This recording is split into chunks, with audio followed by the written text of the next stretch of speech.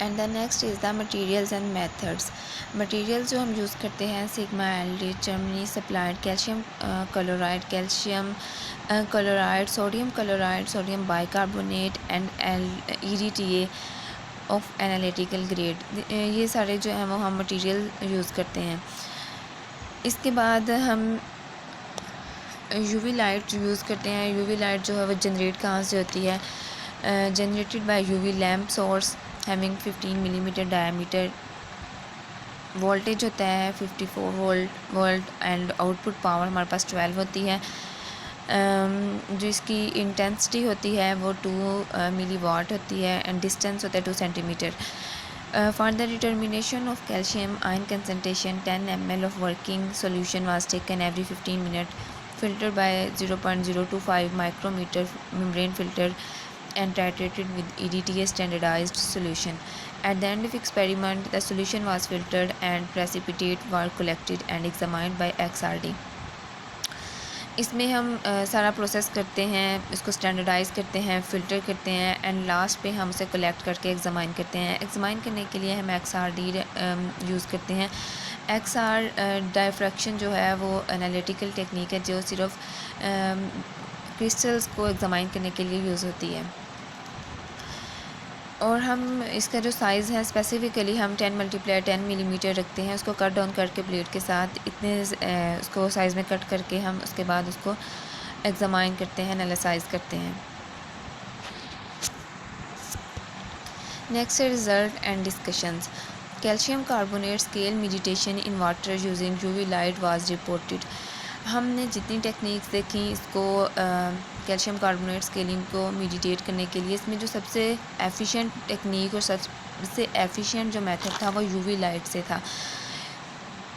Calcium carbonate is a sparingly soluble salt. ये water में जो है सबसे फर्स्ट पे भी ये बात की गई कि ये सेपरेंसली सोलुबल होता है, कम्प्लीटली सोलुबल नहीं होता वाटर में।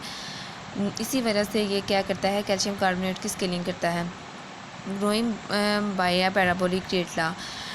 According to this law, the rate of oxide formation is directly proportional to time, which means that the reaction is so fast that the matter reacts with oxygen as soon it comes into contact with the metal. इस law के according जो oxide formation का relation है वो time के साथ direct relation है, यानी रिएक्शन उतना ज़्यादा तेज़ होगा जितनी जल्दी मेटल ऑक्सीजन के साथ रिएक्ट करेगी। Applying UV radiation dissociate the anti-scalene into fragments that were unable to inhibit the scale formation. जब हम UV लाइट को अप्लाई करते हैं तो ये डिसोसिएट कर देती है एंटी-स्केलेंट को फ्रैगमेंट से। ऐसे एंटी-स्केलेंट जो मेडिटेट करने में कैल्शियम कार्बोनेट की फॉर्मेशन को मेडिटेट करने में इनहिबिट होते हैं, यानी कि अनएबल होते हैं, उसे इनहिबिट नहीं कर पा रहे होते, ऐसे एंटी-स्केलेंट को वो इनहिबिट कर देती है, यानी कि उसको रोक देती है और उनको फ्रैगमेंट्स में कन्वर्ट कर देती है।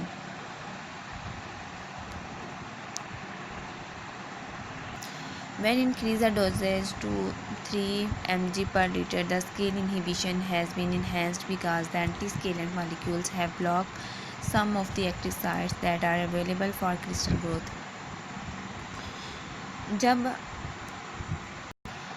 जब हम डोजेज को इंक्रीज़ कर देते हैं तो जो एंटी स्केलेंट मॉलिक्यूल्स हैं कुछ एक्टिव साइट्स को, ऐसी एक्टिव साइट जो क्रिस्टल की ग्रोथ को इन्हेंस कर रही होती हैं उनको ब्लॉक कर देते हैं, जिसकी वजह से हमारे पास कैल्शियम कार्बोनेट स्केल फॉर्मेशन जो है वो मीडिएट हो जाती है, उससे रिड्यूस हो जाती है।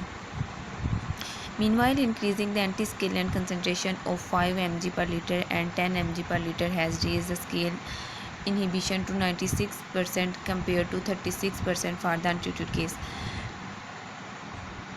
इफ़ेक्ट ऑफ पीएच देखते हैं कि इफ़ेक्ट ऑफ पीएच क्या है। इफ़ेक्ट ऑफ पीएच का इफ़ेक्ट क्या है कैल्शियम कार्बोनेट स्केल फॉर्मेशन में। At the pH of 7.0, the scale inhibition was almost steady, reaching 97.1% after 60 minutes, while decreasing 91.8% at a pH of 8.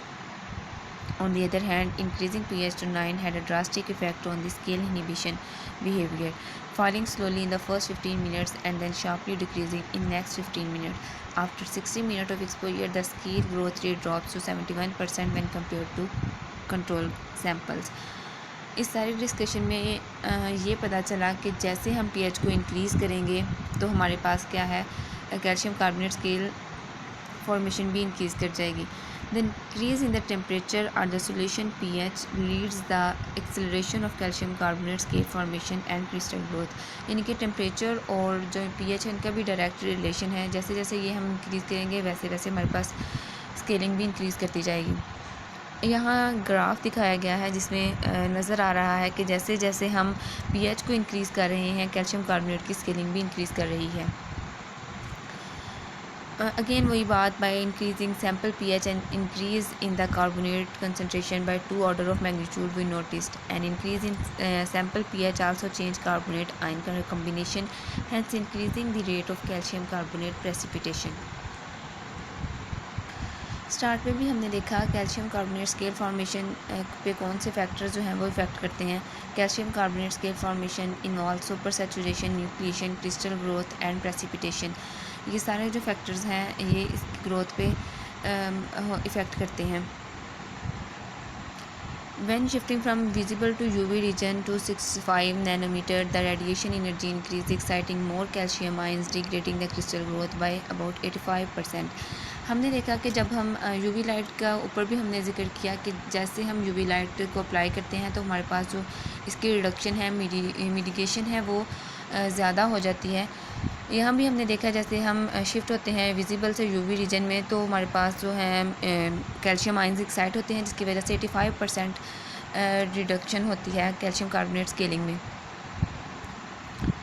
Hence, UV light treatment is much more efficient in calcium carbonate scale inhibition compared to commercial antiscalant. बाकी एंटीस्केलेंट भी हमने use किए, ऊपर हमने देखा different method use किए, लेकिन जो UV लाइट मेथड है ये सबसे ज़्यादा एफिशिएंट मेथड है इसको मिटिगेट करने में.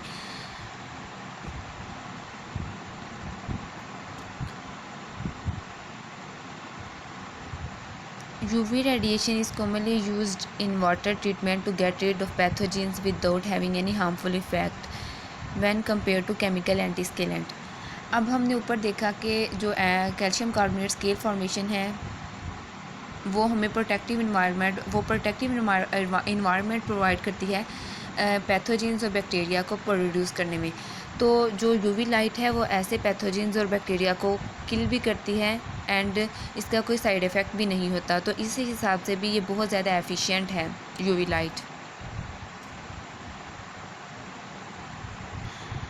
यहाँ दो डायग्राम्स में इमेज दिखाए गए हैं. SEM इमेज है deposition for deposits, sorry SEM image for deposits. इसमें SEM हमारे पास स्कैनिंग इलेक्ट्रॉन माइक्रोस्कोप से यूज़ करते हुए ये इमेज फोकस करती है जो हमारे पास वांटेड, जिसे हम चाह रहे होते हैं फोकस करना, वांटेड सरफेस को जाके फोकस करके हमारे पास इमेज दिखाती है SEM माइक्रोस्कोप. एक दिखाया गया है जो अनट्रीटेड वाटर है और दूसरा UV ट्रीटेड वाटर है. क्लियर नज़र आ रहा है अनट्रीटेड वाटर में हो सकता है पैथोजेंस भी हों लेकिन बैक्टीरिया हों और कैल्शियम कार्बोनेट स्केलिंग फॉर्मेशन हो, लेकिन दूसरे में ये सारा UV लाइट जो है इनको किल करके क्लियर इमेज हमें दे रही है. नेक्स्ट हम कंक्लूजन पे आते हैं. सारी जो डिस्कशन है इसे कंक्लूड करते हैं. Applying UV light, the calcium carbonate crystal growth rate decreased by about 85% when compared to 43 for 3mgl spiked amino antiscalant. Comparison किया हुआ है, कहा गया है कि एक तरफ हम कोई एंटीस्केलेंट यूज़ करें और दूसरी तरफ UV लाइट को यूज़ करें तो हमारे पास जो UV लाइट है वो ज़्यादा एफिशिएंट तरीके से वर्क करती है. इसने 85% जो रिडक्शन आती है, डिक्रीज़ करती है इसकी प्रोडक्शन को, स्केलिंग को रोकती है. दूसरा जो है वो 43% रोकती है. तो हमारे पास जो है वो UV लाइट जो है वो बेस्ट है. Experimental results of polypropylene and polysulfone membrane deposit study indicate that amount of scale deposited in case of UV treated sample is insignificant when compared to treated untreated one. Hence, it is expected that UV treatment might increase the lifetime of membrane. Again वही बात है कि जिस surface को हम और जिस water को हम यूवी लाइट से ट्रीट करते हैं वहाँ जो चांसेस होते हैं हमारे पास कैल्शियम कार्बोनेट स्केलिंग के वो कम हो जाते हैं, इनसिग्निफिकेंट हो जाते हैं as compare to untreated water. तो इससे हमारी क्या है सरफेस की ज़ाहिर है जब वहाँ स्केलिंग नहीं होगी तो वहाँ उसकी लाइफ टाइम भी इंक्रीज़ कर जाएगी। XRD and SCM analysis reveal that UV treatment produce mostly calcite crystals which are less dense, less adherent and easily removable and then other types of calcium carbonate phases, hence increasing the lifetime of membrane। हम XRD और SM analysis के साथ ये ज़ाहिर करती है कि UV light जहाँ हम ट्रीट करते हैं उससे जो हमारे पास कैल्साइट बनते हैं वो लेस डेंस होते हैं, एडहेरेंट होते हैं और उन्हें आसानी से हम रिमूव कर सकते हैं। इसकी वजह से भी सरफेस की लाइफ टाइम इंक्रीज़ करती है। We believe that UV radiation is an efficient green approach for calcium carbonate scale mitigation on membrane surface। Last पे हमने यही कंक्लूड किया कि जो ये सबसे एफिशिएंट अप्रोच है रिड्यूस करने में कैल्शियम कार्बोनेट स्केलिंग को और सरफेस की लाइफ टाइम को इंक्रीज़ करने में यूवी रेडिएशन जो है सबसे बेहतर और सबसे एफिशिएंट अप्रोच है। नेक्स्ट हमारे पास एक्नॉलेजमेंट्स आ जाती है। The authors gratefully acknowledge the support of King Abdul Aziz City for Science and Technology through the Science and Technology Unit at King Fahd University of Petroleum and Minerals। References आ जाते हैं, क्या क्या reference है, कहाँ कहाँ से help ली गई है। And this is the research paper which we are study. That's all. Thank you.